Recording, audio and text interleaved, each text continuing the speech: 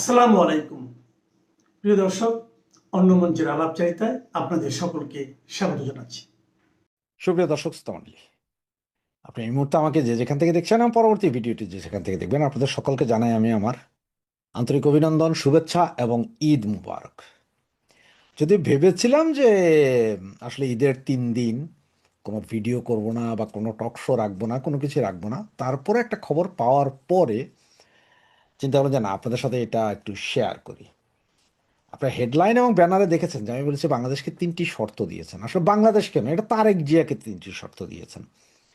3টি শর্ত তারেক জিয়াকে দিয়েছেন।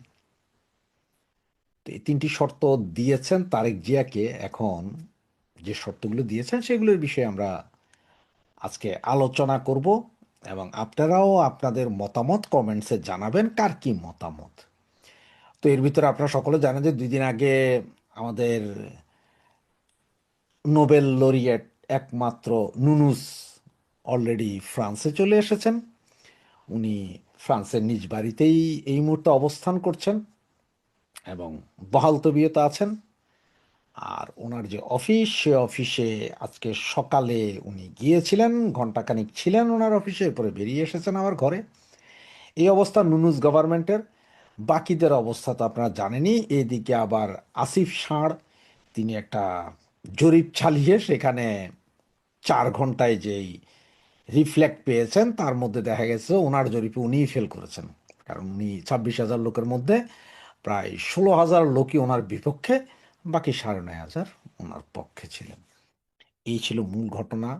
এরপরে তো বাকি সব কিছু আপনারা জানেন। কোরবানির দিন কী হলো, কোথায় গ্যাঞ্জাম হইলো, কোথায় চামড়া নিয়ে সংঘর্ষ হলো, কোথায় মাংস বিতরণ কোথায় হবে, এগুলো নিয়ে মারামারি হইলো। এগুলো সব আপনারা জানেন।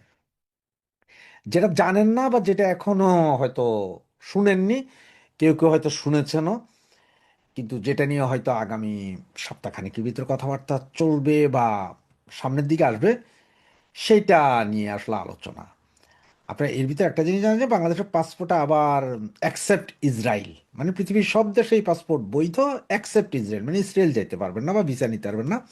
এই ধরনের একটা নিয়ম চালু করার জন্য অলরেডি পাসপোর্ট নতুন করে সরকার সিদ্ধান্ত নিয়েছেন। তো এটা হচ্ছে ধান্দাবাজি।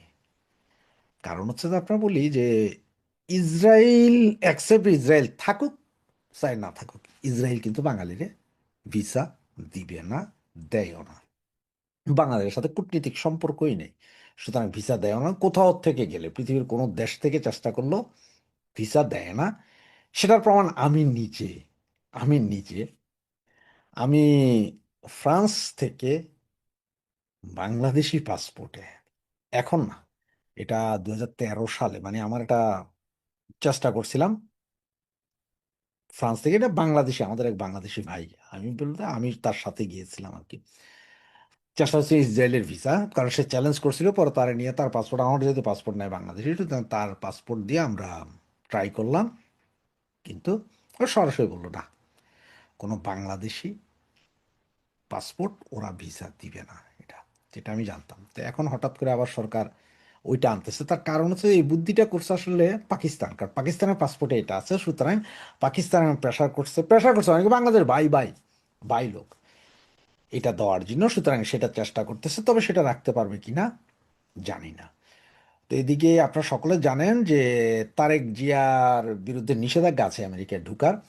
জাতিসংঘের যেহেতু মিটিং আছে এবং আমাদের খলিলুর রহমান যেহেতু জাতিসংঘের প্রেসিডেন্ট পদপ্রার্থী, সব কিছু মিলে উনি জাতিসংঘে যেতে হবেন এবং যেতে হলে ওনাকে ভিসা নিষেধাজ্ঞাটা তুলতে হবে। সুতরাং এই তদবির যখন চলছেন তখনই নাকি ডোনাল্ড ট্রাম্প ওনাদেরকে 3টি শর্ত দিয়েছেন। শর্ত নাম্বার 1, সেটা হচ্ছে যে বাংলাদেশকে, ইসরায়েলকে স্বীকৃতি দিতে হবে। তো ইসরায়েলকে স্বীকৃতি দিতে হবে। বাংলাদেশ সহ বেশ কিছু মুসলিম রাষ্ট্র আছে, তারা কেউ ইসরায়েলকে স্বীকৃতি দেয় নাই। তবে যেহেতু আপনার আমাদের জাতির পিতা না, এই মানুষের পিতা ইব্রাহিম, মুসলিম জাতির পিতা ইব্রাহিম বইলা যে একটা ইব্রাহিম চুক্তি আছে, আমেরিকা যেটা বানাইছিল 2022 কি 23 সালের সম্ভবত, বা তারও পরে বা আগে, ওই চুক্তি অনুযায়ী সকলকে ওই চুক্তিতে সিগনেচার করতে হবে। সেখানে বাংলাদেশকেও করতে হবে। এক, মানে স্বীকৃতি প্রদান করতে হবে। দ্বিতীয় যেটা, যদি স্বীকৃতি না দাও, বাংলাদেশ যদি স্বীকৃতি না দাও, তাইলে ওনাদের সামনে দুইটা পথ খোলা আছে। একটা হচ্ছে বৃহত্তর চট্টগ্রাম, বৃহত্তর চট্টগ্রামের পুরো অংশটাকেই, ওই যে চুক্তি হয়েছে একটা, এই চুক্তির আওতায় মানে ওদের নৌঘাঁটি করবে চট্টগ্রাম বন্দরে, সরাসরি চট্টগ্রাম বন্দরে ওদের নৌঘাঁটি বা নৌজাহাজ থাকবে। সেন্ট মার্টিনে থাকবে ওদের কিছু, কক্সবাজার বিমানবন্দরটাকে ওদের বিমান ওঠানামার জন্য দিতে হবে, যুদ্ধ বিমান। এবং ওদের নাকি এখনকার যেটা দায়িত্ব সে চাইতেছে সেটা হচ্ছে যে আপনার মিরসরাজ ইকোনমি জোন, ইকোনমি জোন পুরোটাকেই আসলে আপনার আমেরিকান সেনাবাহিনী থাকার একটা ব্যবস্থা করে দিতে হবে। এই, যদি আপনি কি না দেন, ইসরায়েলকে স্বীকৃতি না দেন, এবং সেকেন্ড চুক্তি যেটা, সেটা হচ্ছে যে আপনার করিডোর দিতে হবে। কোন করিডোর? মায়ানমারের সাথে। তাহলে এখানে যে তিনটা দাবি, এক হচ্ছে আপনি ইসরায়েলের মাইনা নেন, মাইনা নিলে বাকি দুইটা আচ্ছা ঠিক আছে আমরা একটু পিছায় হাঁটবো, কিন্তু পিছায় তো হাঁটবে না, এটা করবেই। আর যদি এটা না মানেন, যদি সরাসরি না মানেন, আপনি যদি বলেন যে না, তাইলে আপনাকে এই দুইটা দিতে হবে। এখন আপনারা একটা কথা বলেন আমারে, ধরেন ডোনাল্ড ট্রাম্প বলে যে ঠিক আছে তারেক ভাই আপনি কালকে আসেন, উনি হোয়াইট হাউসে গেলেন, সমস্ত টিভি সাংবাদিকদের সামনে একটা হাত মিলালেন, তখন বলে যে এই, ওই যে কাগজ দিলাম, এই যে কাগজ নাও, সাইন করো, তুমি ইসরায়েলের সমর্থন দিলাম। কোনো বেটার পাছায় ওই জোর আছে যে ডোনাল্ড ট্রাম্পের মুখের উপর বলে যে না ভাই আমি করতে পারতাম না? আপনি মুড়ি খান, কইতে পারবে? কইতে পারবে না, এই সাহস তো নাই। তো এই সাহস কিন্তু একমাত্র শেখের বেটির কাছে ছিল, যার কারণে পারে নাই এতদিন। তো এখন এই এই তিন শর্তের বেড়াজালে এখন খলিল মিয়া প্রচন্ড প্রেসারে, কারণ উনাকে যদি জাতিসংঘের সাধারণ পরিষদের সভাপতি হইতে হয়, ওনাকেও এগুলো মানাইতে হবে বাংলাদেশ সরকারকে। এবং যদি মানাইতে না পারে তাহলে ওনারও বিপদ, বাকিদেরও। তো ওনার বিপদ কি, উনি তো আমেরিকান পাপেট, উনি কাজগুলোই করতেছেন আমেরিকান। তা পাকিস্তান, যেটা পাকিস্তানের ভাই বাংলাদেশ, সুতরাং অ্যাকসেপ্ট বাংলাদেশ লিখে একটু তা মূল ঘটনা হচ্ছে যে অ্যাকসেপ্ট বাংলাদেশ করব করব, এটা যেটা কথা, এটা ধান্দা, বললাম না যে হয়তো করবে, পাসপোর্টের নামে কিছু পয়সা করে নিবে, নিয়া বাজেট টাজেট হবে, নতুন পাসপোর্ট হবে, এরপরে আমেরিকার পুনরাইজে যায় আবার এটা বাদ দিবে, বিশাল একটা লুটমাট চলবে। আর এর যে প্রেশার সেটা আপনারা একটু বুঝতে পারবেন। ওই যে ডোনাল্ড ট্রাম্প গরু, এটাও জবাই করতে দিল না, কারণ হচ্ছে তো ওই গরুরে কি করবে জানেন? ওই গরুটা নাকি আমার চিড়িয়াখানায় যে আছে ওগুলো তারা পয়লা চুল কাটবে, পরে বাঘের আর খাওয়ার করবে, সিংহ আর বাঘের খাওয়ার হবে ওটা পরে। এর দু প্ল্যান। আর এদিকে পুরো বৃহত্তর চট্টগ্রামটা যে চাচ্ছে, তার একটা জিনিস হয়তো আপনারা মিলাইতে পারেন। একটা জিনিস দেখেন, বাংলাদেশের কোথায় ছাত্রলীগ মিছিল করবে, কোথায় কি করবে, এটা গোয়েন্দা তৎপরতা, গোয়েন্দা রিপোর্ট পাওয়া যায়, ধাই ধাই ধরে ফেলায়, মিছিলের আগেই ধরে ফেলায়। আর এই জায়গায় ওই যে জঙ্গল সলিমপুরে পুরা রাস্তা কাইটটা দিয়া, বুলডেজার দিয়া আপনার ইয়ের কি বলে র্যাবের দপ্তর ভাঙে দিছে বুলডেজার দিয়া। এটা নাকি ওনারা জানে না, AK-47 দিয়া 1 ঘন্টা গোলাগুলি, গোলা তো গুলি করছে ওরা, র্যাব তার গুলি করতে পারে না, এটাই এরা নাকি জানে না। তো এগুলো সব হচ্ছে যে আমেরিকার মূলত একটা চাল, যে এমন একটা পরিস্থিতি এই মুহূর্তে কইরা দিবে যাতে সরকার বাধ্য হয় এই জায়গা দিতে। কারণ সরকার তো সরকার, চুক্তিভিত্তিক সরকার, উনি আসছেন, উনি এগুলো করতে হবেন। এখন সরকার হয়তো বলতে পারেন যে আমরা ইসরায়েলকে যদি সমর্থন দেই তাহলে বাংলাদেশের এই জঙ্গি মুসলমানরা এতে খেপা যাবে, এরা হরতাল মিছিল মিটিং চালায়া যাবে, এটা সমস্যা, তার চেয়ে আপনি চট্টগ্রাম বন্দর ব্যবহার করেন, এইখানে ক্যাম্প করেন, করিডোর করেন, কোনো সমস্যা নাই। এইগুলো এক। আর এখন ঘটা যায় যে জামাত এবং বিএনপি সবাই জানতো কি কি চুক্তি, সুতরাং এরা একটা প্যাচে আছে। আর ওই যে জিসু মিয়া আরো কি কি চুক্তি, এগুলো তো কইরাই ফেলবে সরকার এই হয়তো আগামী 10-15 দিনের ভিতরে। তবে আপনারা এই যে বললাম যে ইসরায়েলের সিগনেচার, এইটা হয়তো কাল পরশু না শুনলেও 1 মাস ওয়েট করেন, 2 মাস ওয়েট করেন, বা 3 মাসের ভিতরে মানে এইটা আপনার শুনবেনই। এটা আপনার শুনবেনই, কারণ হচ্ছে নোবেল প্রাইজ দিবে সম্ভবত আগস্ট সেপ্টেম্বর বা অক্টোবর দিকে। এইটার আগেই সমস্ত মুসলিমদের দিয়া চুক্তিটা করাইয়া ছাড়বে ডোনাল্ড ট্রাম্প, এবং যেটার প্রেশার বাংলাদেশের উপরে যাবে, এবং বাংলাদেশ সরকার কইরাও ফেলতে, কেন এত ওনারা তো আসছেনি সিগনেচার দিয়ে যে স্যার আমরা এই চুক্তি। তো 3টা চুক্তি তো বুঝলেন। প্রথম চুক্তি, ইসরায়েলকে সমর্থন দিতে হবে রাষ্ট্র হিসেবে। দ্বিতীয়, যদি এটা না দাও তাহলে সেকেন্ড চুক্তি হচ্ছে যে তোমার চট্টগ্রাম বন্দর সহ বৃহত্তর চট্টগ্রামে ক্যাম্প, বিমান ঘাঁটি এগুলো সব করতে দিতে হবে। এবং তৃতীয় হচ্ছে যে আপনার করিডোর, যেটা কথা হয়েছে, যেটা চুক্তি হয়ে গেছে আগে, ওইটার এবার পরিকল্পনা সহ বাকি কাজ বাংলাদেশ সরকারকে করতে হবে। এই হচ্ছে যে বর্তমান পরিস্থিতি। এখন আমরা দেখতে থাকি যে মানে কোনটা কোথায় যায়। এবং যেটা আপনাদের প্রমাণ হিসেবে যেটা বললাম যে ওই যে জঙ্গল সলিমপুরের এইটা আপনি জাস্ট একটু মিলাই নেন আমার কথার সাথে। আপনার যদি বিশ্বাস নাও হয় তারপর আপনি নিজে নিজে মিলান। কারণ বাংলাদেশে যারা আমার ভিডিও দেখেন, আমি মনে করি যে ওনারা আমার চেয়ে অনেক বেশি ভালো বুঝেন, জিও পলিটিক্স ভালো বুঝেন। সুতরাং আমার চিন্তা এইভাবে, আপনারা একটু হিসাবগুলো মিলান দেখেন। তা নাহলে এমন কি প্রেশার ছিল যে এই ডোনাল্ড ট্রাম্পও জবাই করতে দিল না। নেইমার, তারপরে কুদ্দুস মুদ্দুস কত রকম পাটোয়ারি মাডোয়ারি রেখেও গরু জবাই দিল না। ডোনাল্ড ট্রাম্প রাখছে আর কি, গরু এই গরু জবাই দিলে কি ক্ষতি হয়। তো এগুলো সব যদি আপনি একটা একটা করে ডট মিলান, ডটগুলো যদি মিলান, তাহলে আমার মনে হয় আপনার মাথায় ঢুকবে যে কোথায় কি চলছে, কোথায় কি হবে। তবে পাইক্যাদের বুদ্ধিতে পাসপোর্টের উপর যে কাম করতে আসতেছেন আবার উনি, এইটার যে কি ঠেলাটা আবার খাইবেন, কারণ ট্রাম্প তো পাগলা।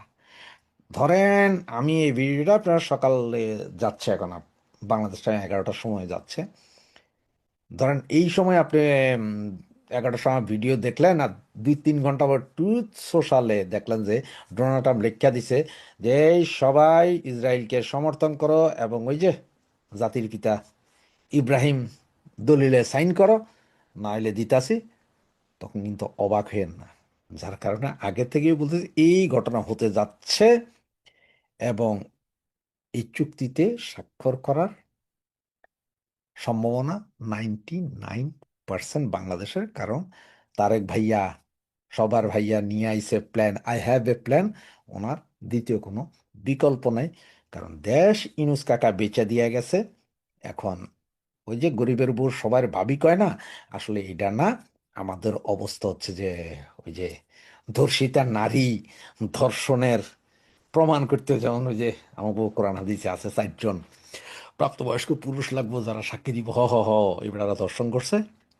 ওই রকম অবস্থা যে আমরা ধর্ষণ হব, ধর্ষণ হচ্ছি, ধর্ষণ হইতে থাকিব। দেখতে থাকুন, বাকি আবার আসবো। জয় বাংলা, জয় বাংলা। দৈত্য ইউনুসের ডাকাততন্ত্রের অঘোষিত ডেপুটি আসিফ নজরুল একটা ফেসবুকে জরিপ চালিয়েছে। এই জরিপে সে জিজ্ঞেস করেছে যে যারা মনে করবে শেখ হাসিনা দেশে ফিরবেন না, তারা তার এই পোস্টে হাহা রিয়াকশন দিবে।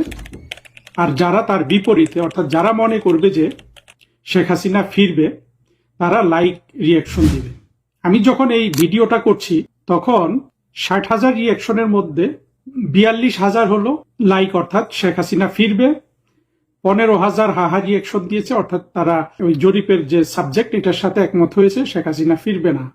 বাকি যে রিয়াকশনগুলো সেগুলো বেশিরভাগই ক্রোধের চিহ্ন, অর্থাৎ সেগুলাও কিন্তু এই জরিপে ক্রোধান্বিত হয়েছে, অর্থাৎ তারাও কিন্তু মনে করে যে শেখ হাসিনা ফিরবে। অর্থাৎ এই জরিপটা 75% অংশগ্রহণকারী মনে করে শেখ হাসিনা ফিরবে, 15% মনে করে শেখ হাসিনা ফিরবে না। এটা কেবল একটা নিছক জরিপ না, আমাদেরকে সেই জন্য এই জরিপ সে কেন করলো আসিফ, এবং বর্তমানে অনলাইনে এই জরিপের ফলাফল থেকে অনলাইনে প্রধানমন্ত্রী শেখ হাসিনার সমর্থন এবং মোটা দাগে বাংলাদেশে আওয়ামী লীগের সমর্থনের একটা পরিষ্কার চিহ্ন কিন্তু ভেসে ওঠে। সেটা নিয়ে একটু আলোচনা করি। আমরা যারা ইউনুসের ডাকাতদের খোঁজ খবর রেখেছি তারা জানি এই আসিফ নজরুল হলো দুর্নীতির দিক থেকে সবচেয়ে বেশি টাকা কামিয়েছে ইউনুস আর আরেক ক্ষুদ্র আসিফ, আত্মঘাতী জঙ্গি আসিফ মোহাম্মদ সজীব ভুঁইয়া। এই দুইজনের পরে যে ব্যক্তি এই ইউনুসের গোটা 2 বছরের শাসনকালে সবচেয়ে বেশি অর্থ কামিয়েছে কিন্তু এই আসিফ নজরুল। এবং আইন মন্ত্রণালয়ের মাধ্যমে এমন কোনো দুর্নীতি নাই সে করে নাই। কিন্তু আসিফ নজরুলের এর আগে কিন্তু বাংলাদেশে একটা মিশ্র ভাবমূর্তি ছিল। যখন 1 থেকে 6 সালে বিএনপি সরকার ছিল, তখন আসিফ নজরুলকে একটা তরুণ বুদ্ধিজীবী হিসাবে দেখা যেত। সে যেহেতু লিখতে পারতো, সুন্দর টক শো করতে পারতো, তা সে একটা ডিসেন্ট মানুষ হিসাবে কিন্তু সমাজে একটা পরিচিতি পেয়েছিল, এবং সেটা অনেকদিন কিন্তু অব্যাহত ছিল। এবং সে সবসময় বঙ্গবন্ধুকে সম্মান করে কথা বলতো, তার কথায় মনে হতো যে ন্যায় অন্যায় বোধ আছে। এই অবস্থাটা একেবারে পরিপূর্ণভাবে পরিবর্তন হয়ে যেতে থাকে গত 5-7 বছর ধরে। 5-7 বছর আমরা আসিফ নজরুলের অবনতি দেখতে পেলাম। পরবর্তীতে দেখা গেল যে এই একটা বড় ধরনের বাটপার। সে সর্বশেষ বাটপারই ছিল তার ক্ষমতা গ্রহণের আগে বাংলাদেশের 26 লাখ ভারতীয় চাকরি করে বলে সে একটা প্রচার চালিয়েছিল। জঙ্গি উত্থানের পরে ওয়াকার যে দুজন ব্যক্তিকে সবচেয়ে গুরুত্ব দিয়েছিল, তার একটা ছিল জামাতের শফিক, আর আরেকজন ছিল এই আসিফ নজরুল। এই আসিফ নজরুলের উত্তরণটা আর কি, যেই ছেলে এক সময় শহীদ জননী জাহানারা ইমামের পাশে থেকে যুদ্ধাপরাধীদের বিরুদ্ধে আন্দোলন করেছিল, কথা বলেছিল। পরবর্তীতে সে অবশ্য কাগজপত্র চুরি করে নিয়ে পালিয়েছে, সেগুলো আছে এখানে। সেই ছেলে ঠিক 24-এর জঙ্গি উত্থানের আগে আগে পরিপূর্ণভাবে একটা জঙ্গি হিসাবে রূপান্তরিত হলো, এবং তার কথাবার্তায় একটা একটা উন্মাদ চেহারা তার, এবং জঙ্গি চেহারা। বিশেষ করে জঙ্গি উত্থানের পর পর এরা যেইভাবে শেখ মুজিব, শেখ হাসিনা গালিগালাজ করেছে, আসিফ নজরুল সহ 24-এর জঙ্গিরা, আত্মঘাতী জঙ্গিরা, এটা তো আমরা ভুলে যাইনি। কিন্তু এই আসিফ নজরুল আবার এই ক্ষমতা চলে যাওয়ার পরে, চুরিদারি সব করে ফেলার পরে, টাকা পয়সা হয়ে যাওয়ার পরে, প্রথম আমরা তাকে দেখলাম যে সে বিবিসির সাথে একটা ইন্টারভিউ দিল। বিবিসি সাংবাদিকতাকে একটু সুযোগ করে দিল আত্মপক্ষ সমালোচনা করার জন্য। সেখানে কিন্তু এরা কিন্তু গত 2 বছর, মানে ওই সময়টায় ফ্যাসিস্ট বলে ওদের দাঁত মুখ ভেঙে ফেলেছিল। ওই ইন্টারভিউতে আমি দেখলাম যে ফ্যাসিস্ট কথাটা আসিফ নজরুল একবার উচ্চারণ করেছে, তবুও সে ওইটা মানে সাহস করে শব্দটা সুস্পষ্টভাবে উচ্চারণ করতে পারেনি। ওই ইন্টারভিউতে কিন্তু বোঝা গেছে যে আসিফ নজরুল ভয় পেয়ে গেছে। তারপরে আসিফ নজরুল সেখানে বলল যে ইউনুসের যে কিচেন ক্যাবিনেট ছিল সেখানে সে ছিল না। ইউনুস যে গোলামির চুক্তি করেছে, সেই গোলামি চুক্তির সাথে আসিফ নজরুলের কোনো সম্পর্ক নেই, এগুলো সে বলেছে। সম্ভবত দেখা যাচ্ছিল যে সব কয়টা উপদেষ্টা ভয় পাচ্ছে বর্তমানে, তারা ক্ষমতা ছেড়ে দেওয়ার পর থেকে। এবং এদের কয়েকজন, সেই সাখাওয়াত, আসিফ নজরুল, তৌহিদ হোসেন, ফরিদা, এবং সর্বশেষ আসিফ, সজীব ভুঁইয়া, মাহফুজ আলম তো সবসময় দিচ্ছে, এরা কিন্তু বিভিন্ন প্রতিক্রিয়া জানাচ্ছে, যেগুলো মূলত ভয়ের প্রতিক্রিয়া। তারই ধারাবাহিকতায় এই আসিফ নজরুলের এই জরিপটা করতে যাওয়া, যেটা পুরোপুরি তার জন্য একটা আত্মঘাতী সিদ্ধান্ত হয়েছে। কিন্তু সেই আত্মঘাতী সিদ্ধান্তটা কেন নিতে গেল? দেখুন, আমরা এই ধরনের জরিপ কিন্তু গত 2 বছর অনেক দেখেছি। বিশেষ করে বাংলাদেশের স্বাধীনতা বিরোধী এবং জঙ্গি উত্থানের যেসব সহযোগী ইউটিউবার আছে, এরা প্রায়, বা ফেসবুকে এরা প্রায় জরিপ করে। সে আমরা পিনাকিকে জরিপ করতে দেখি, খালিদ মহিউদ্দিনকে জরিপ করতে দেখি, এমনকি যে ঢাকা থেকে যে ছেলেটা কথা বলে, মাসুদ কামাল নামে যে ছেলেটা, এও জরিপ করে। এরকম সবাই জরিপ করে, শুধু জরিপ আর জরিপ। এই জরিপগুলো এই যাবৎ পর্যন্ত, এই আসিফ নজরুলের জরিপটার আগে কোনো জরিপের কিন্তু কোনো মূল্য আমার কাছে ছিল না। কেন ছিল না? ধরুন পিনাকি একটা জরিপ করছে, সেই জরিপের সবগুলা ভোট দিচ্ছে পিনাকির সমর্থকরা। পিনাকি জিজ্ঞেস করছে যে 32 নম্বর ভাঙ্গার দরকার আছে কি নাই, কথার কথা বলছি, এই জরিপ সে করেছিল কিনা জানি না। এখন পিনাকির যদি 10 লাখ সমর্থক সেখানে ভোট দেয়, তাহলে তো 10 লাখই বলবে যে হ্যাঁ, ধানমন্ডির 32 নাম্বার ভেঙে ফেলা দরকার। পিনাকি আবার এটাকে জাতীয় জরিপ হিসাবে, অর্থাৎ বাংলাদেশের সকল মানুষের প্রতিনিধিত্ব হিসাবে আবার প্রচার করত। সেইভাবে সে প্রচার করে আবার তার পক্ষে, বা তার যে জঙ্গি গোষ্ঠী, স্বাধীনতা বিরোধী গোষ্ঠী আছে, এদের পক্ষে এক ধরনের প্রচারণা চালাতো। ফলে এরা কেউ জরিপ করলে সেই জরিপটা যে ওদের পক্ষেই যাবে, অর্থাৎ ওরা যেটা চায়, পিনাকি জরিপ করলে পিনাকির যে ইস্যুগুলা, সেই ইস্যুগুলার পক্ষে জরিপের ভোট পড়বে, এটাই স্বাভাবিক ছিল। মাসুদ কামালের যেভাবে চায় তার পক্ষে ভোট পড়বে, খালিদ মহিউদ্দিন যেভাবে চায় সেভাবে ভোট পড়বে। কারণ হলো সেখানে তো ওদেরকে যারা ভালোবাসে, ওদেরকে যারা আইডল মনে করে বা আইডিয়াল মনে করে, তারাই তো ওই জায়গাটায় মতের পক্ষে ভোট দিবে। সেখানে যদি পিনাকির জরিপেরই রেজাল্ট উল্টে যায়, সেটা কেমন হওয়ার কথা? যদিও আমি মনে করি না যে পিনাকির এখন কোন জরিপেও, মানে পিনাকির জরিপ এমন ভাবে ওরা দেয়, সমর্থকরা অংশগ্রহণ করে, সেখানে এখনো পিনাকি জরিপ করলে কোনো কিছু সে যে রেজাল্টটা চায় না সেটা হবে, এটা আমি মনে করি না। তবু যদি হয়ে যায়, এটা কিন্তু একটা রিয়েলিটি প্রকাশ করে, যেটা এই আসিফ নজরুলের এই জরিপটা প্রকাশ করেছে। আমরা যেই জরিপগুলা এতদিন দেখে এসেছি সেগুলার মতো তো এই জরিপটাও হয়েছে। এর কথা হলো যে এই জরিপে তো আসিফের ফেসবুকে তো মূলত আসিফের সমর্থকরাই সেই জরিপে ভোট দিয়েছে। সুতরাং এই পর্যন্ত 2 বছরের যত জরিপ এই ইলিয়াস, পিনাকি, মাসুদ কামাল, খালিদ মহিউদ্দিন আরো যারা যারা করেছে, তাদের জরিপের যে একটা ট্রেন্ড ছিল, সেই ট্রেন্ডটা কিন্তু আসিফের জরিপ কিন্তু ভেঙে দিয়েছে। এটা কয়েকটা জিনিস আমাদের কাছে খুব সিগনিফিকেন্টলি প্রকাশ করে। সেটা হলো যে প্রথম একটা জিনিস আমি এটা এর আগেও কিন্তু বলেছিলাম যে গত 7, 8, 10 বছর জঙ্গিদের দখলে যে বাংলাদেশের অনলাইন ছিল, স্বাধীনতা বিরোধী, মুক্তিযুদ্ধ বিরোধী শক্তিগুলোর পুরোপুরি করায়ত্ত। সেখানে বাংলাদেশের মুক্তিযুদ্ধের পক্ষের ভয়েস ছিল ক্ষীণ এবং উপস্থিতিও ছিল দুর্বল।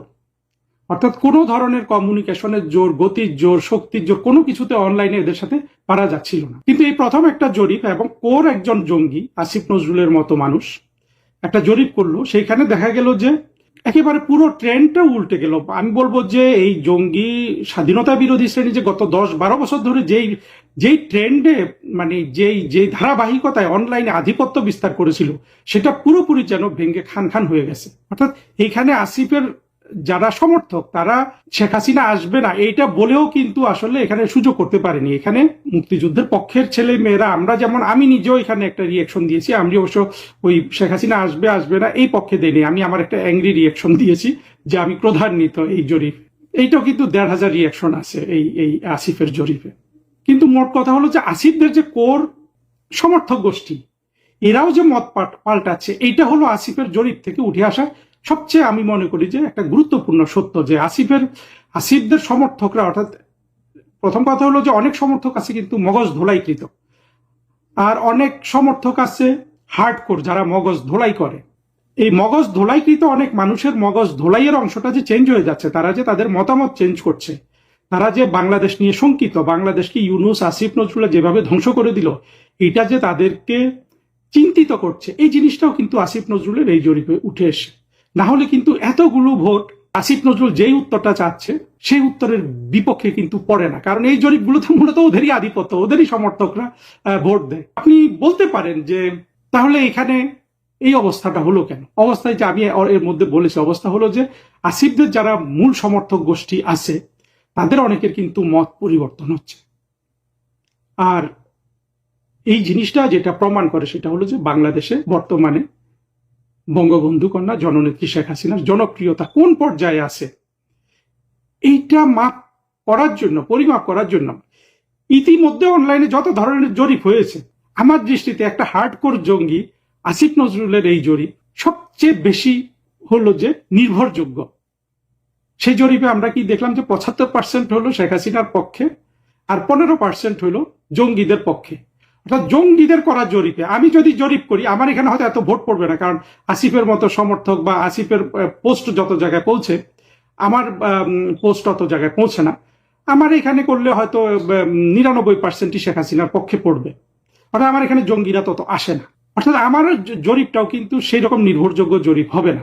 অর্থাৎ রিয়েলিটি, আপনি যদি সত্যিকারে প্রধানমন্ত্রী শেখ হাসিনার জনপ্রিয়তা বর্তমানে যাচাই করতে চান, সেক্ষেত্রে কিন্তু আসিফের এই জরিপ সবচেয়ে রিয়াল পিকচারটা দিল। এবং এটা কিন্তু আমাদের একদিকে যেমন আমাদের জন্য অত্যন্ত খুশির খবর, আসিফ নজরুলের জন্য এটা খুবই একটা দুঃসংবাদ।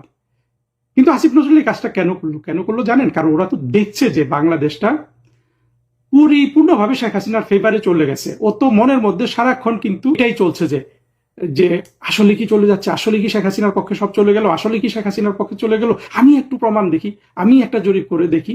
এই করতে করতে কিন্তু এই আত্মঘাতী সন্ত্রাসীদের পিতা আসিফ নজরুল, বদমাশ ক্রিমিনাল, এই জরিপটা করে ফেললো, যেটা কিন্তু ওর যারা সমর্থক ছিল এবং বিশেষ কোর সমর্থক, তাদেরকেও কিন্তু এই জরিপ যথেষ্ট, আমি বলবো যে শঙ্কিত করবে এবং এদের ত্রাসের কারণ হয়ে গিয়েছে এই জরিপ। রাজনীতির ভণ্ডামি ধরা পড়ে গেছে। জামাত, বিএনপি, এনসিপি, গণ অধিকার ইত্যাদি নামক যে সকল প্রতিষ্ঠান আছে, তাদের উচ্চকিত কণ্ঠে বাইরে যারা স্লোগান দিয়ে বলতো গোলামি চুক্তি করা যাবে না, গোলামি চুক্তি করা যাবে না, তারা বাংলাদেশের ইতিহাসের জঘন্যতম গোলামি চুক্তিকে সব মেনে নিয়েছে। এখন আর প্রেস ক্লাবের সামনে কোনো মানববন্ধন হয় না, সিরডাপে অনুষ্ঠান হয় না, প্রেস ক্লাবের ছোট্ট কক্ষে 10 জন 20 জন নিয়ে সেমিনার হয় না। জুনায়েদ সাকিরা এখন হালুয়া রুটির ভোগ করতে গিয়ে চুপ হয়ে গেছে। আমরা সে বিষয় নিয়ে কথা বলছি।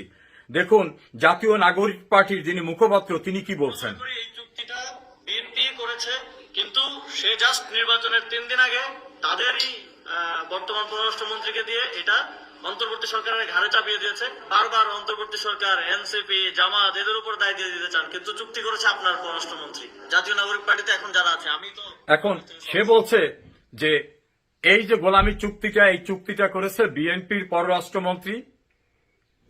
তাই যদি হয় তাহলে পার্লামেন্টে এই যে এনসিপি, ইউনুসের কিংস পার্টি, জামাতের বি টিম, তারা পার্লামেন্টে কেন আপত্তি করলেন না? কেন পার্লামেন্টে কথা বললেন না? জামাতের আমির সহ তার ফুল টিম পার্লামেন্টে ছিলেন, একটা শব্দ উচ্চারণ করেননি। একমাত্র স্বতন্ত্র সংসদ সদস্য ব্যারিস্টার রুমিন ফারহানা ছাড়া কেউ কথা বলেননি, তাকে স্পিকার থামিয়ে দিলেন। সেই দিন কোথায় ছিল এই গোলামি চুক্তির বিরুদ্ধে বাইরে সোচ্চার থাকা জামাত, এনসিপি, জুনায়েদ সাকি এবং অন্যান্য যারা আছে? বিএনপি সবসময় বলছেন গোলামি চুক্তি মানি না, সবার আগে বাংলাদেশ। এখন কি দেখলাম? সবার আগে আমেরিকা। অর্থাৎ আমার তেল কিনতে গেলে আমেরিকার পারমিশন নেওয়া লাগবে, আমার যা কিছু মালামাল কিনতে হবে আমেরিকার থেকে, তারা যে দাম নির্ধারণ করবে আমি কোনো আলোচনাও করতে পারবো না। আমার কৃষি জাতীয় পণ্য, এমনকি মাংস আমেরিকার থেকে আনতে হবে। জামাত ইসলামের আমির বাইরে এসে বলছেন যে আমাদের সঙ্গে একটা কথা হয়নি, কিন্তু ডক্টর ইউনূসের নিরাপত্তা উপদেষ্টা, বর্তমানে যিনি প্রধানমন্ত্রী তারেক রহমানের ক্যাবিনেটের পররাষ্ট্র মন্ত্রী, তিনি বলছেন এই চুক্তি করার আগে বড় বড় 2টি রাজনৈতিক দলের সঙ্গে আলাপ আলোচনা হয়েছে, তাদের কনসেন্ট নিয়ে এটা করা হয়েছে, অর্থাৎ তাদের অনুমতি নিয়ে করা হয়েছে। আর এনসিপি তো তখন গভর্নমেন্টের পার্ট ছিল, কাজে তাদের তো অনুমতির অংশ না। আর বাংলাদেশে যে কথিত সুশীল কিছু বাম, কিছু অতি বাম যারা সারাদিন চিৎকার করতেন, তারা কিন্তু এখন আর প্রেস ক্লাবের সামনে সেই 20 জনার মিছিলও করেন না, সিরডাপে অনুষ্ঠান করেন না, প্রেস ক্লাবের ছোট্ট কক্ষে গিয়েও কথা বলেন না, টেলিভিশন টকশোতেও আর গোলামি চুক্তি নিয়ে শব্দ নাই। কারণ হালুয়া রুটির ভাগ খেতেছে, কেউ সরকারি দলে, কেউ বিরোধী দলে। বিরোধী দল তো ভাগ খাচ্ছে, কারণ বিরোধী দল হিসাবে তারা সকল সুযোগ সুবিধা নিচ্ছে, তদবির করতেছে, নিজেদের প্রয়োজনে কোথায় কাকে পোস্টিং দিতে হবে, কার কি লাইসেন্স দিতে হবে, কার কি সুযোগ সুবিধা নিতে হবে, এটা তারা করছেন। এই গোলামি চুক্তির সবকিছুর সঙ্গে যে তারা জড়িত, যেদিন পররাষ্ট্রমন্ত্রী খলিলুর রহমান দাম্ভিকতার সঙ্গে বললেন, সেই দিন বিএনপির পক্ষ থেকে তো আপত্তি করে বলা হয় নাই যে না এটা আমরা জানি না। চুক্তিটা তো নিঃসন্দেহে গোলামি চুক্তি, এতে তো কোনো ভুল নাই, তারা কোনো কথা বলছেন না। বাংলাদেশে আনু মোহাম্মদ সহ কিছু বুর্জুয়া, কিছু তথাকথিত তাত্ত্বিকরা বাইরে স্লোগান দিতেন, সলিমুল্লাহ খান, ফরহাদ মজহার আর একটি ভণ্ড বুদ্ধিজীবী চিন্তক আজকে তাদের মুখে কুলু পেটে বসে আছেন। এদের কাছে আসলে ক্ষমতা, এদের কাছে সবার আগে বাংলাদেশ না, এদের কাছে সবার আগে মসনদ। শেখ হাসিনা আজ পর্যন্ত কেউ দেখাতে পারেনি কোন গোলামি চুক্তি করেছেন, রাষ্ট্রের স্বাধীনতা বা রাষ্ট্রের স্বার্থ কাকুর কাছে বিকিয়ে দিয়েছেন। সে কারণেই তাকে ক্ষমতার থেকে উচ্ছেদ করা হয়েছে। যতবার বলা হয়েছে ভারতের সঙ্গে শেখ হাসিনা নানা রকম অসম চুক্তি করেছে, এই 18 মাসের ইউনূস, পরবর্তীতে বিএনপি, আজ পর্যন্ত কেউ একটি চুক্তি দেখাতে পারেনি যে শেখ হাসিনা রাষ্ট্রের পরিপন্থী চুক্তি করেছে। আমেরিকার কাছে দেশটাকে বন্ধক দিয়েছে এই তথাকথিত নন ডিসক্লোজার এগ্রিমেন্টের মাধ্যমে। কল্পনা করতে পারেন তার কাছ থেকে আমার সব মালামাল কিনতে হবে, সে যে দাম ধরে দেবে সেই দামে কিনতে হবে, কোনো বার্গেনিং করাতে যাবে না, দর কষাকষি করা যাবে না।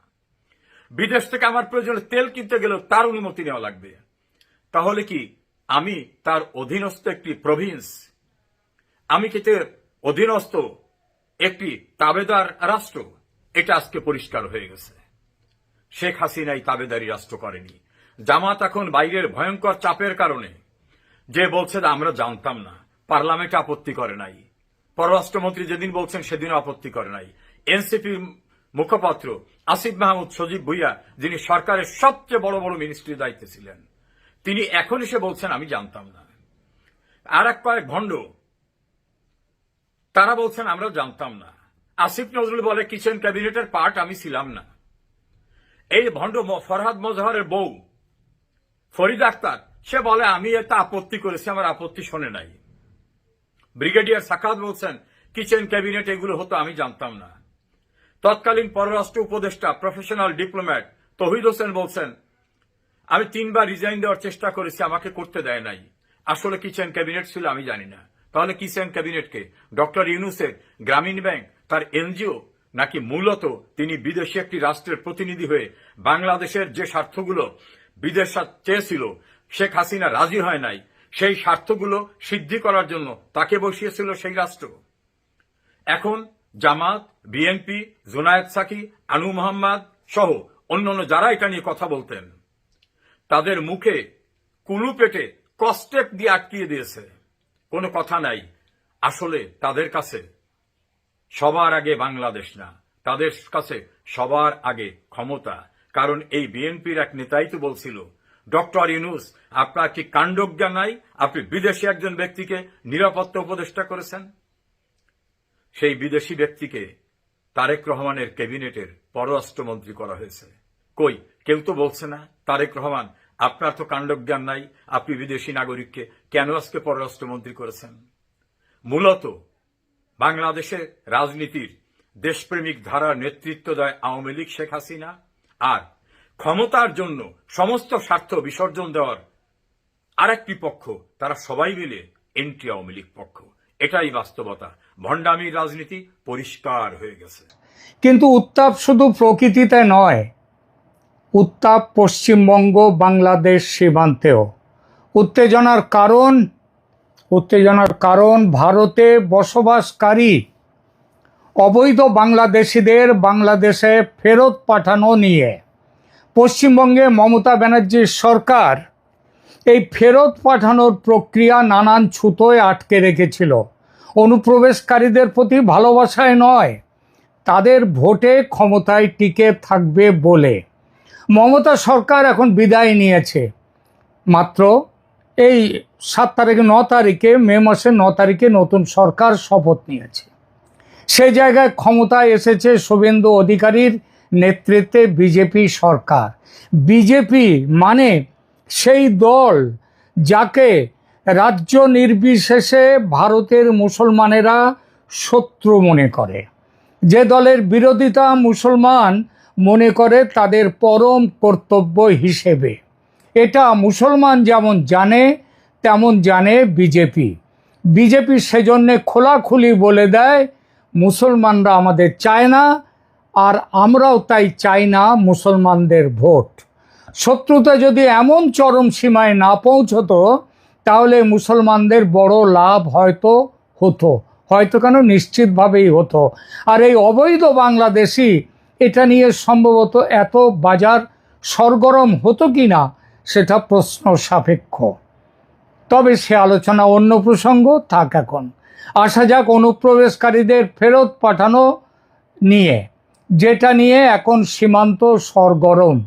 পশ্চিমবঙ্গের নতুন সরকার সিদ্ধান্ত নিয়েছে অবৈধভাবে বাংলাদেশ থেকে ভারতে যারা এসেছে তাদের ওপর 3D নিয়ম কার্যকর হবে।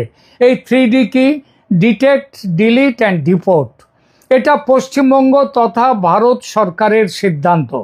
শুভেন্দু অধিকারী মুখ্যমন্ত্রীর দায়িত্ব নিয়ে যাকে বলে আদা জল খেয়ে নেমে পড়েছেন 3D সফল করতে। আর শুভেন্দু সরকার ক্ষমতায় আসতেই ছবি আমূল বদলে গেছে বাংলাদেশ সীমান্তে।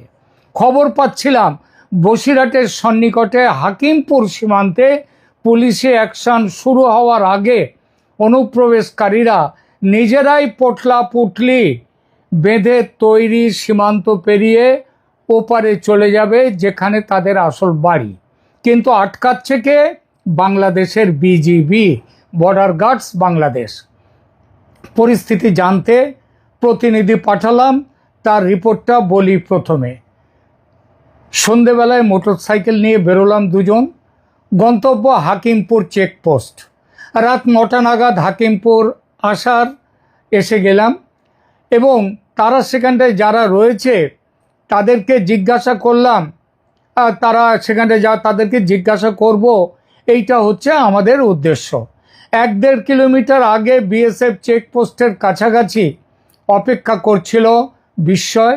রাস্তার ধারে বহু পুলিশের গাড়ি, একেবারে সারে সারে, কনস্টেবল আর সিভিক ভলেন্টিয়ারদের নানান জটলা, কেন্দ্রীয় বাহিনীর জওয়ানদের টহল চলছে। এক সাব ইন্সপেক্টর বললেন অ্যাডিশনাল এসপি সাহেব এসেছেন। অ্যাডিশনাল এসপি অর্থাৎ অতিরিক্ত পুলিশ সুপার এসেছেন, এসডিপিও। আমরা সাংবাদিক পরিচয় দিয়ে এগোলাম, কেউ আপত্তি করলেন না। চেকপোস্টের খানিক আগেই দেশে ফেরার জন্য মানুষের বিশাল ভিড়, অন্ততপক্ষে কয়েকশো, হাজারও পেরিয়ে যেতে পারে। এগোলাম তাদের দিকে, এবং তারা যে ওখানে একা বসে আছে সবসময় তা না, নতুন নতুন বাসে করে লোকজন চলেও আসছে।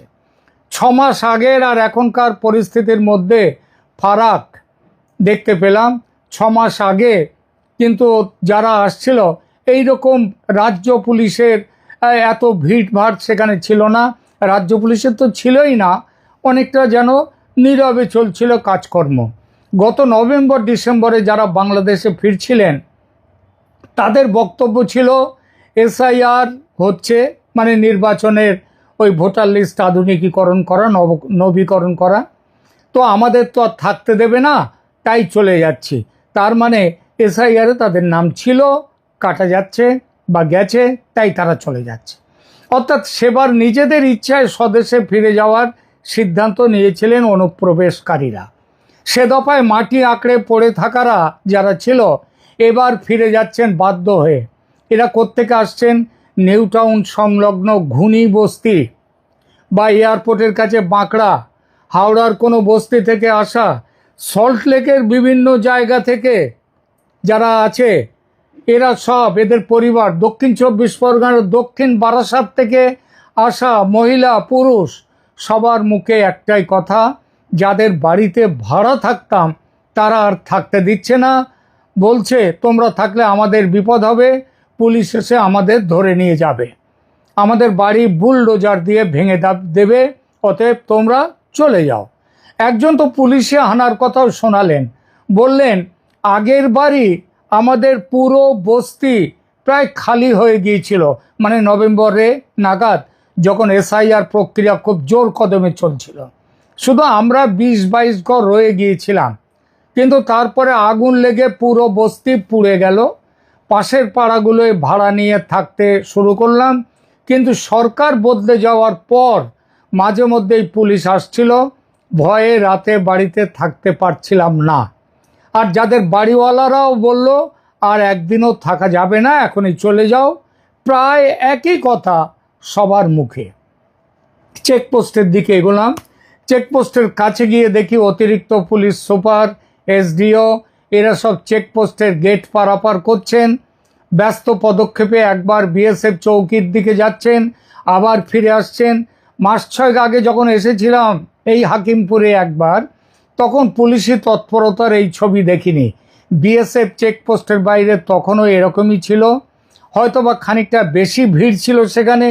এসআইআর আবহে তখন ভারত ছেড়ে বাংলাদেশে ফেরা শুরু হয়ে গিয়েছিল। পরিস্থিতি সামাল দিতে হিমশিম খাচ্ছিল বিএসএফ, কিন্তু তাদের সাহায্য করার জন্যে কোনো মমতা জমানার কোনো পুলিশ, রাজ্য পুলিশ আশেপাশে কোথাও ছিল না। বার্তাটা পরিষ্কার, মমতা এদেরকে রাখতে চাইছিলেন। এবার বিএসএফ পুলিশ যাকে বলে একেবারে কাঁধে কাঁধ মিলিয়ে কাজ করছে। আর এবারের পুশব্যাক পদ্ধতিও বদলে গিয়েছে। আগে যারা বাংলাদেশে ফিরে যাচ্ছিলেন তাদের সীমান্ত পার করানোর পুরো প্রক্রিয়া বিএসএফের হাত দিয়েই হচ্ছিল। তখন হাকিমপুর চেকপোস্টের বাইরে ভিড় জমানো অনুপ্রবেশকারীদের ভাগে ভাগে চেকপোস্টের ভেতরে ডাকা হচ্ছিল। তাদের বাংলাদেশি নথি পরীক্ষা করে নাম ঠিকানা নথিভুক্ত করা হচ্ছিল। তারপর একজনকে 50, 60, 70, 80, 100 জন করে করে পাঠিয়ে দেওয়া হচ্ছিল সীমান্তের নিকটবর্তী বিএসএফ ক্যাম্পে।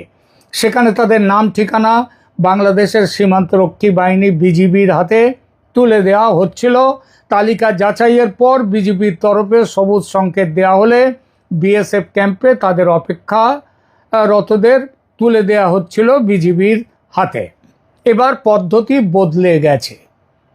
এবার হাকিমপুর সীমান্তে যারা ভিড় করেছেন তাদের অনেকেরই প্রশ্ন, বিএসএফ চেকপোস্টে নাম নথিভুক্ত করার পর কোথায় নিয়ে যাওয়া হবে?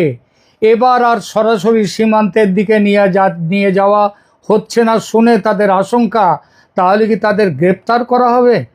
তাদের কি সেই ডিটেনশন ক্যাম্প, যার পশ্চিমবাংলায় নাম হয়েছে, যাদেরকে নাম হয়েছে হোল্ডিং সেন্টার, সেখানে কি তাদের গ্রেপ্তার করে রাখা হবে? কিন্তু ভিড়ের মধ্যে থেকেই আবার কেউ কেউ বলছে না না, গ্রেপ্তার হবে কেন? সিধা শুভেন্দু অধিকারী তো বলেছেন কাউকে আটকাবো না, কাউকে বসিয়ে বসিয়ে খাওয়াবো না, যারা চলে যেতে চায় তাদের চলে যেতে দেওয়া হবে। তাহলে হোল্ডিং সেন্টার কেন? কারণটা হচ্ছে কি, কদিন থাকতে হবে সেখানে, থাকা খাওয়া ঠিকঠাক মিলছে তো, তাদের নামে মামলা হবে না তো, চিন্তান্বিত মুখ নিয়ে এমন নানান প্রশ্ন নানাজনের।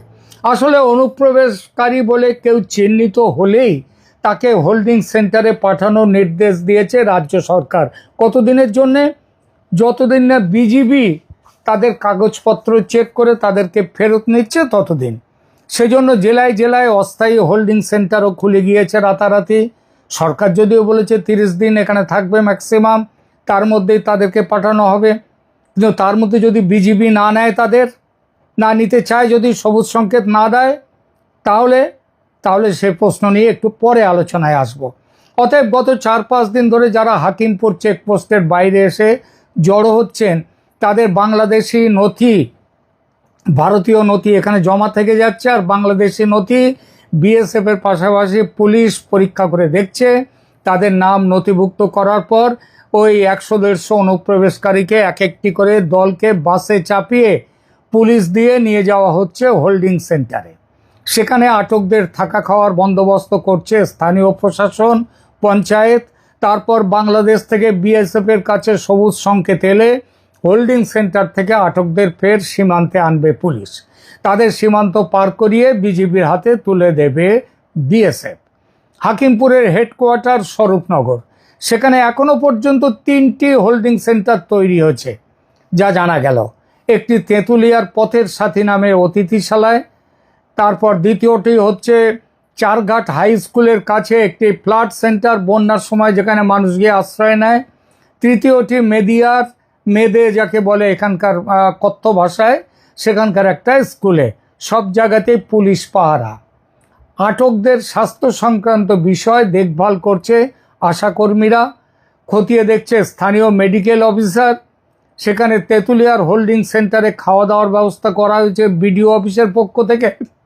চারঘাট হাই স্কুলে, মেডিয়ার স্কুলে রান্নার দায়িত্বে আছে সেখানকার স্কুলের মিড ডে মিলের কর্মীরা। স্বরূপনগর বিডিও অফিস থেকে আসছে জলখাবার।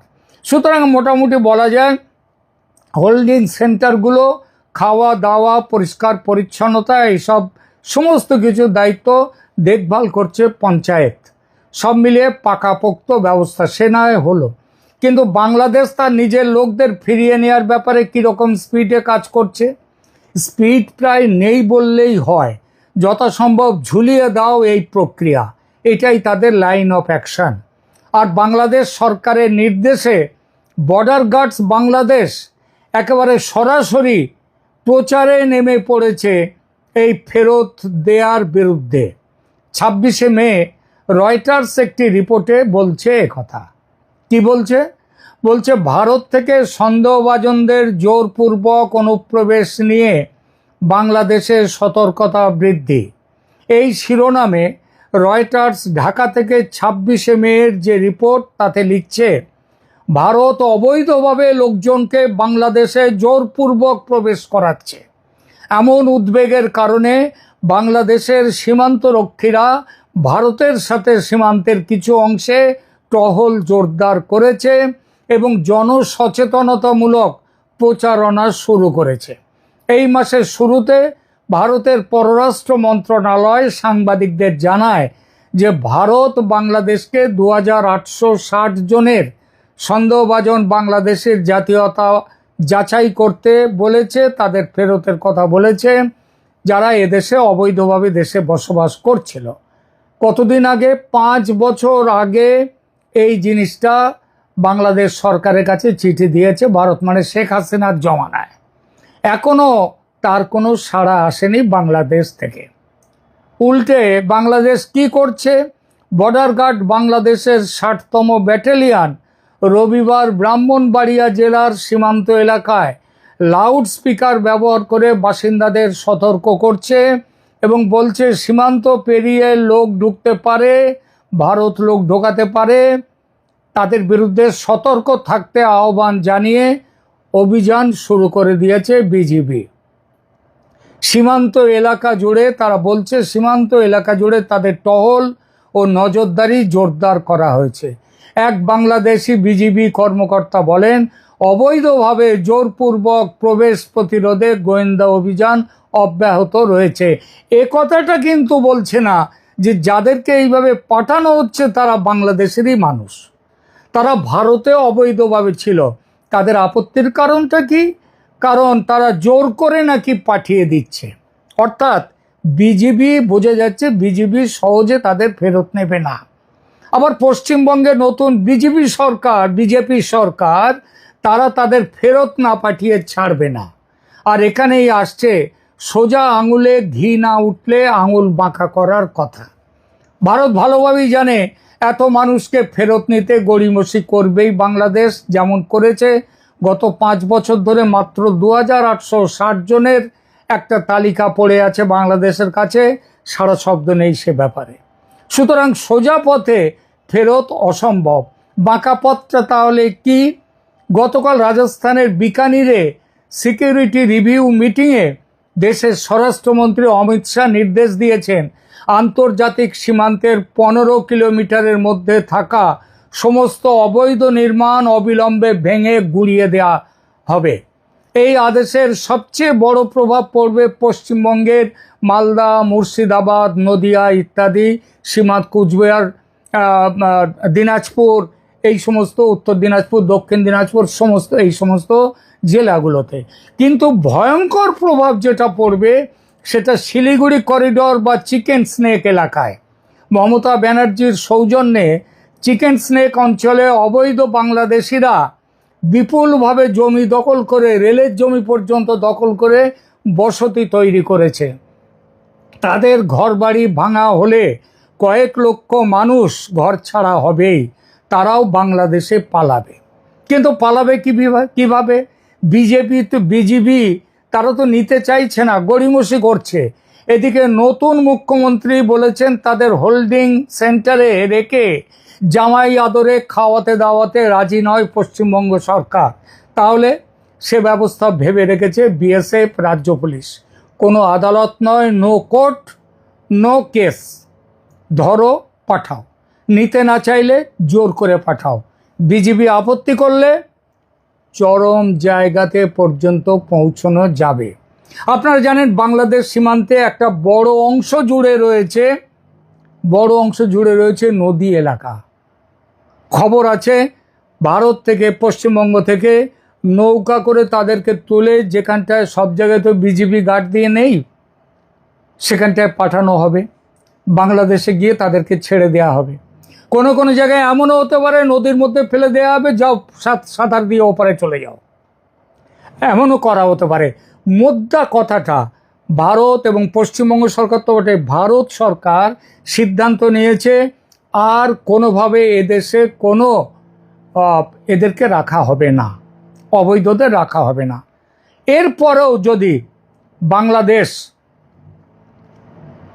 তারা যদি বড় কিছু করতে চায়, ওই যে বললাম সীমান্ত সরগরম, বাতাসে বারুদ। ভারত কিন্তু বারুদ নিয়েও তৈরি। অর্থাৎ প্রয়োজন হলে ভারত সামরিক শক্তি প্রয়োগ করে তাদেরকে পাঠাবে। তারপরেও যদি ফিরে আসতে চায়, তার মানে এই লোকগুলো, এদের অবস্থা বুঝুন। এটা হচ্ছে তারা যেন একেবারে সেই এর কাঠি হয়ে গেছে, সেই বলে না যে তাঁতের কাঠি, যে একবার এদিকে মারছে ওদিকে যাচ্ছে, ওদিকে যাচ্ছে এদিকে মারছে, এদিকে যাচ্ছে ওদিকে যাচ্ছে, ঠিক সেই জিনিস চলছে। তাদের এই অবস্থা হবে। তারা কারা? তারা বাংলাদেশেরই মানুষ। একটা প্রশ্ন এখানটায় করতে পারে, আমার যেটা মনে হয় সেটা হচ্ছে, ভারত কিন্তু বাংলাদেশ সীমান্তে, আপনারা জানেন বাংলাদেশের সীমান্তে ভারতের যতগুলো রাজ্য রয়েছে সমস্ত রাজ্যগুলোতে বাংলাদেশ সীমান্তবর্তী ভারতের সব রাজ্যে এখন বিজেপির সরকার, এবং সেখানকার রাজ্য সরকার কেন্দ্রীয় সরকার দুয়েই যখন এক পথে রয়েছে, এক মতে আছে, তখন এখানে তাদের থাকাটা, অবৈধ বাংলাদেশিদের থাকাটা আর সম্ভব নয়। এবং প্রয়োজন হলে ওই যে বললাম, ভারত সামরিক শক্তি প্রয়োগ করবে, এবং সেই শক্তি প্রয়োগ যাতে না হয় তার জন্য আমার মনে হয় বাংলাদেশের সরকারের পক্ষ থেকে ওই রকমভাবে তার নিজের জায়গায় সে নানা রকম প্রচার করে, ওই ডান হাত বাম হাত অজুহাত দেখিয়ে তাদেরকে ফেরত না নেয়া, এসব না করে ভারতের সাথে সরাসরি কথা বলা উচিত। আমি এর আগে বলেছি 2001 সালে অটল বিহারী বাজপেয়ী সরকারের আমলে মাধবগড় বলে কমিটি তৈরি হয়েছিল। সেই কমিটি তৈরি হয়েছিল বিপুল সংখ্যক বাংলাদেশি, 2001 সালেই বিপুল সংখ্যক এই বাংলাদেশিরা যাতে ভারতবর্ষে, যাতে এদেরকে ওপারে না পাঠিয়েও যাতে কিছু করা যায় তাদেরকে নিয়ে, সেই চেষ্টার কথা বলেছিল মাধবগড় বলে কমিটি। তারা কি সুপারিশ দিয়েছিল? তারা সুপারিশ দিয়েছিল যে কাজ যখন পাচ্ছে না তারা, তখন তারা এপারে এসে থাকলুক এই ওয়ার্ক পারমিট নিয়ে। যেমন ওয়ার্ক পারমিট নিয়ে বহু বাংলাদেশি রয়েছে আরব দেশগুলোতে, আরও অন্যান্য দেশে, তেমনভাবে ভারতেও থাকবে। কিছু ক্ষেত্রে তাদের পরিবার থাকলে পারলে সঙ্গে থাকবে, পরিবার সঙ্গে না থাকলে তারা পরিবার দেশে থাকবে, তারা এখান থেকে আয় করবে, তাদের ওখানে পাঠাবে। 2004 সালে হয়তো অটল বিহারী সরকার, যদি বিজেপির সরকার যদি হেরে না যেত ভোটে, তাহলে হয়তো এই পদ্ধতিটা গৃহীত হয়ে যেতে পারত। কিন্তু 4 সালে হেরে যায় অটল বিহারী সরকার, শেখ হাসিনা সরকারও সেখান থেকে চলে যায় তার আগেই। এর ফলে হলো কি, পুরো ব্যাপারটা আটকে গেল।